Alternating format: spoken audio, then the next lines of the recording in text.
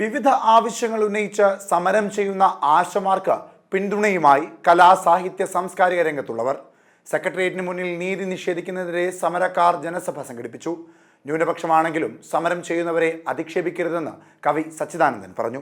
തങ്ങളുടെ ആവശ്യങ്ങൾ പൂർണ്ണമായും അംഗീകരിക്കുന്നതുവരെ സമരത്തിൽ വിട്ടുവീഴ്ചയില്ല എന്ന ഉറച്ച നിലപാടിലാണ് ആശാവർക്കർമാർ. സമരത്തിന് പിന്തുണയുമായി വിവിധ മേഖലകളിൽ നിന്നുള്ളവർ ഇന്ന് സമരപ്പന്തലിലെത്തി. സമരക്കാർ സംഘടിപ്പിച്ച ജനസഭയിൽ സർക്കാരിനെതിരെ കവി സച്ചിദാനന്ദൻ രൂക്ഷ വിമർശനം ഉന്നയിച്ചു. ആശമാരെ ചർച്ചയ്ക്ക് വിളിച്ച് സർക്കാർ പരിഹാരമുണ്ടാക്കണം, അവരെ ന്യൂനപക്ഷമായി കണ്ട് അധിക്ഷേപിക്കരുതെന്ന് സച്ചിദാനന്ദൻ പറഞ്ഞു. ഈ ജനസഭ ഞാൻ ഉദ്ഘാടനം ചെയ്യുന്നത് വലിയ ആശങ്കകളോടും ഉത്കണ്ഠകളോടും കൂടിയാണ്. പ്രാഥമികമായ ഉത്കണ്ഠ, കേരളം ഒരു ജനാധിപത്യ രാജ്യമല്ലാതെയാകുന്നുവോ, ഇന്ത്യയെ പോലെ തന്നെയുള്ള ഒരവസ്ഥ കേരളത്തിലും സംജാതമാകുന്നുവോ എന്നതാണ്. കാരണം ഒരു സ്വാഭാവിക ജനാധിപത്യ നീതി, ഒരു സമരം നടക്കുമ്പോൾ അത് ആർ തന്നെ നടത്തിയാലും അവരുടെ ആവശ്യങ്ങളിൽ അല്പമെങ്കിലും ന്യായമുണ്ടെങ്കിൽ സമരം ചെയ്യുന്ന ആളുകളെ ഗവൺമെന്റ് ചർച്ചയ്ക്ക് വിളിക്കുകയും കഴിയുന്ന രീതിയിലുള്ള ഒരു ഒത്തുതീർപ്പ് ഉണ്ടാക്കുകയും ആണ്. ഒരു ഭാഗത്ത് കേരള ഗവൺമെന്റാണ് ഏറ്റവും അധികം ഓണറേറിയം കൊടുക്കുന്നത്, ഓണറേറിയം കൂട്ടിയത് കേരള ഗവൺമെന്റാണ് എന്ന് അവകാശപ്പെടുകയും മറുവശത്ത് ഇനി കൂട്ടേണ്ട ചുമതല കേന്ദ്രത്തിനാണ് എന്ന് പറയുകയും ചെയ്യുന്നതിലെ വൈരുദ്ധ്യം ഏത് കേരളീയനായ സാധാരണക്കാരനും മനസ്സിലാകുന്നതേ ഉള്ളൂ. അതുപോലെ തന്നെ മറ്റ് സംസ്ഥാനങ്ങളുമായി ഇവരുടെ പ്രതിഫലത്തെ താരതമ്യപ്പെടുത്തുന്നതിൻ്റെ അർത്ഥശൂന്യതയും സാമാന്യ ബുദ്ധിയുള്ള ആർക്കും മനസ്സിലാകും. കാരണം കേരളം യു.പിയോ ബീഹാറോ ആകണമെന്ന് നാം ആഗ്രഹിക്കുന്നില്ല.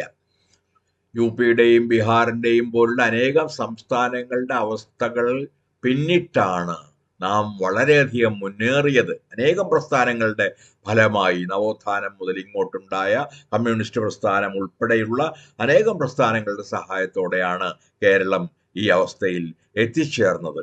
അതുകൊണ്ട് കേരളത്തിൽ സ്വാഭാവികമായും ജീവിത നിലവാരം ഉയർന്നതാണ്, ജീവിത ചിലവ് ഉയർന്നതാണ്, കൂലിയും ശമ്പളവും എല്ലാം മറ്റു സംസ്ഥാനങ്ങളുമായി താരതമ്യപ്പെടുത്താനാകാത്ത വിധം പലപ്പോഴും 10 ഇരട്ടിയും 20 ഇരട്ടിയും വരെ കൂടുതലാണ്. അത്തരമൊരു സംസ്ഥാനത്തെ തൊഴിലാളികൾ അല്പം ഓണറേറിയത്തിലുള്ള വർധനവ് ആവശ്യപ്പെടുമ്പോൾ മറ്റ് സംസ്ഥാനങ്ങളുമായി താരതമ്യപ്പെടുത്തുന്നതിൽ വല്ലാത്ത ഒരു അസംബന്ധം ഉണ്ട് എന്ന് പറയാതെ വയ്യ. മൂന്നാമത്, നാം കേരളത്തിൻ്റെ ആരോഗ്യാവസ്ഥയെക്കുറിച്ചും ആയുർദൈർഘ്യത്തെക്കുറിച്ചുമൊക്കെ അഭിമാനം കൊള്ളുന്നവരാണ്. ഇത് ന്യായമായ അഭിമാനവുമാണ്. ഞാൻ നേരത്തെ പറഞ്ഞതുപോലെ അനേകം പ്രസ്ഥാനങ്ങളുടെ സംഭാവനകൾ കൊണ്ട് ഉണ്ടായിട്ടുള്ള ഒരു വർധനവാണ് ഇത്. ഈ രീതിയിലുള്ളൊരു വളർച്ചയ്ക്ക് വലിയ സംഭാവന സമീപകാലത്ത് നൽകിയിട്ടുള്ള ആളുകളാണ് ആശാ വർക്കർമാർ. അത് ഒരു കേന്ദ്ര ഗവൺമെന്റ് സ്കീമാണെന്ന് അറിയാത്ത ആരും ഇവിടെ ഉണ്ട് എന്ന് തോന്നുന്നില്ല. പക്ഷേ അതിൻ്റെ ഓണറേറിയം ഓരോ സംസ്ഥാനത്തും വ്യത്യസ്തമാകുന്നത് അതാത് സംസ്ഥാന ഗവൺമെന്റുകൾ ആ ഓണറേറിയം നിശ്ചയിക്കുന്നത് കൊണ്ടാണ്. കേരളത്തിൽ ആശാ വർക്കർമാരുടെ സേവനം വളരെ മഹത്താണ്, വലുതാണ്. പലപ്പോഴും സമയനിഷ്ഠമല്ലാതെ പോലും സേവനം ചെയ്യുന്ന തൊഴിലാളികളാണ് ആശാ വർക്കർമാർ. അതുകൊണ്ട് കേരളത്തിൻ്റെ ആരോഗ്യ പരിപാലനത്തിനും ആരോഗ്യ വർധനയ്ക്കും സംഭാവന ചെയ്ത ഒരു മഹാസമൂഹം എന്ന നിലയിൽ ആശാ വർക്കർമാർ നമ്മുടെ സഹതാപമല്ല, നമ്മുടെ ബഹുമാനവും നമ്മുടെ വലിയ രീതിയിലുള്ള പരിഗണനയും അർഹിക്കുന്നുണ്ട്. അതുകൊണ്ട് ഏത് ജനാധിപത്യ ഗവൺമെന്റും ചെയ്യേണ്ടതുപോലെ, ഒരു ഇടതുപക്ഷ ഗവൺമെന്റ് പ്രത്യേകിച്ചും ചെയ്യേണ്ടതുപോലെ ഈ തൊഴിലാളികളെ അധിക്ഷേപിക്കുകയോ അവരെ പരുഷമായ പുരുഷ ഭാഷയിൽ ശകാരിക്കുകയോ അവർ ഒരു ന്യൂനപക്ഷമാണ് എന്ന് ചൂണ്ടിക്കാണിച്ച് അവരെ അപഹസിക്കുകയോ അല്ലാതെ അവരെ യഥാർത്ഥമായ ഒരു ചർച്ചയ്ക്ക് ക്ഷണിക്കുകയാണ് വേണ്ടത്. ഇടതുപക്ഷത്തിന് ചേരാത്ത മുഷ്കാണ് സർക്കാർ സമരത്തോട് കാണിക്കുന്നതെന്ന് നടൻ ജോയ് മാത്യു പറഞ്ഞു. ആമസോൺ കാട് കത്തിയാൽ സമരം ചെയ്യുന്ന സംഘടനകൾ ഇതിൽ മൗനം പാലിക്കുന്നുവെന്നും അദ്ദേഹം കൂട്ടിച്ചേർത്തു. ഇതൊരു അനാവശ്യമായ പിടിവാശിയാണ്. അപ്പോൾ എനിക്ക് ചോദിക്കാനുള്ളത്, തമിഴ്നാട്ടിൽ ഇപ്പോൾ ആശാ വർക്കേഴ്സ് സമരം തുടങ്ങി, നിങ്ങൾ അറിഞ്ഞിട്ടുണ്ടാവും. 26,000 രൂപ ആക്കി അവരുടെ വേതനം വർദ്ധിപ്പിക്കണം എന്ന് പറഞ്ഞു. അത് CIT നടത്തുന്നത്. അപ്പോൾ സ്റ്റാലിന് പഠിക്കുന്ന നമ്മുടെ മുഖ്യമന്ത്രി, എല്ലാ തരത്തിലും സ്റ്റാലിന് പഠിക്കുകയാണല്ലോ. അപ്പോൾ സ്റ്റാലിന് പഠിക്കുന്ന മുഖ്യമന്ത്രി ആ സമരത്തെ എന്താ പറയുക, എങ്ങനെ പ്രതികരിക്കും? അവരുടെ CIT സമരം നടത്തുന്നത് 26,000 രൂപ ആണെന്ന് പറഞ്ഞു. ഇവിടെ ഈ സമരത്തിന് ഏതെങ്കിലും രീതിയിൽ സമരത്തോട് രഞ്ജിപ്പിലെത്തിക്കഴിഞ്ഞാൽ തങ്ങളുടെ മാനം പോവും എന്നുള്ള പേടിയാണ്. കാരണം ഇത് ഇത്രമാത്രം വലിയ വിജയമാവുമെന്ന് ഗവൺമെൻറ് പ്രതീക്ഷിച്ചിട്ടില്ല. സമൂഹത്തിൻ്റെ പല ഭാഗത്തു നിന്നുള്ള ഇവർക്ക് കിട്ടുന്ന പിന്തുണ ദിവസം പ്രതി ഏറിക്കൊണ്ടിരിക്കുകയാണ്.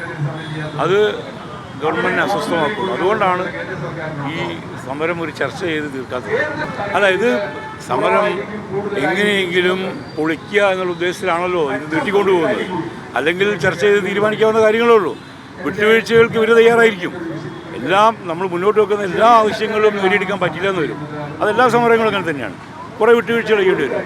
അത് സമരക്കാരും ഇവരുടെ ഭാഗത്ത് നിന്ന് നീക്കുപോക്കുകൾ നടത്തുകയും ഗവൺമെൻറ്റും അതിനനുസരിച്ച് നീക്കുപോക്ക് നടത്തുകയും ചെയ്യുമ്പോഴാണ് ഇത് പരിഹരിക്കപ്പെടുള്ളൂ. ഈ ദുർവാശി, പരിഹാസം, ഒരാൾ തൊഴിലെടുക്കും. ഇപ്പോൾ നിങ്ങളെ തൊഴിലെടുക്കുന്നു, മലിനജലം ഓട വൃത്തിയാക്കുന്ന അയാളെ തൊഴിലെടുക്കുന്നു, അല്ലെങ്കിൽ സിനിമയിൽ അഭിനയിക്കുന്ന അവരുടെ തൊഴിലെടുക്കുന്നു. ഇങ്ങനെ തൊഴിലിനെ അതിൻ്റെ മഹത്വം തിരിച്ചറിയാതെ അപമാനിക്കുന്നത് തന്നെയാണ് ഇവരുടെ ഏറ്റവും വൃത്തികെട്ടൊരു മുഖം. ആശാ വർക്കർമാരുടെ സമരത്തിന് പിന്തുണയുമായി മണ്ഡലം കോൺഗ്രസ് കമ്മിറ്റികളുടെ നേതൃത്വത്തിൽ തദ്ദേശ സ്ഥാപനങ്ങൾക്ക് മുൻപിൽ പ്രതിഷേധ ധർണ സംഘടിപ്പിച്ചു. തിരുവനന്തപുരം കോർപ്പറേഷന് മുന്നിൽ കെ മുരളീധരൻ ധർണ ഉദ്ഘാടനം ചെയ്തു. INTC നിലപാടിനെതിരെ മുരളീധരൻ വിമർശനം ഉന്നയിച്ചു. സർക്കാരിന്റെ തൊഴിലാളി വിരുദ്ധ നിലപാടിന്റെ ഏറ്റവും വലിയ ഉദാഹരണമാണ് കഴിഞ്ഞ 45 ദിവസം സെക്രട്ടേറിയറ്റിന്റെ മുമ്പിൽ സമരം ചെയ്യുന്ന ആശാ വർക്കർമാരോട് ഇന്ന് സർക്കാർ സ്വീകരിച്ചിട്ടുള്ള തെറ്റായ സമീപനം. ഈ സമരം പൊളിക്കണം എന്നുള്ള വാശിയാണ് മുഖ്യമന്ത്രി. അത് അനുവദിച്ചു കൊടുക്കുന്ന പ്രശ്നമില്ല.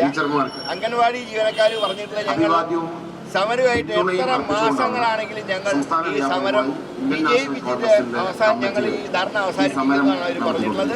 അതിന് കോൺഗ്രസ് പാർട്ടി പൂർണ്ണമായിട്ട് ഞങ്ങൾ INTC-കളെ നോക്കേണ്ട. INTC സ്വതന്ത്ര സംഘടനയാണ്, അവർക്ക് അവരുടെ നിലപാടുണ്ട്. കോൺഗ്രസ് പാർട്ടിയാണ് തീരുമാനമെടുക്കുന്നത്. കോൺഗ്രസിന്റെ നിലപാട് KPCC പ്രസിഡന്റും പ്രതിപക്ഷ നേതാവും രമേശ് ചെന്നിത്തല ഉൾപ്പെടെയുള്ള നേതാക്കന്മാരൊക്കെ എൻഡോഴ്സ് ചെയ്തിട്ടുള്ളതാണ്.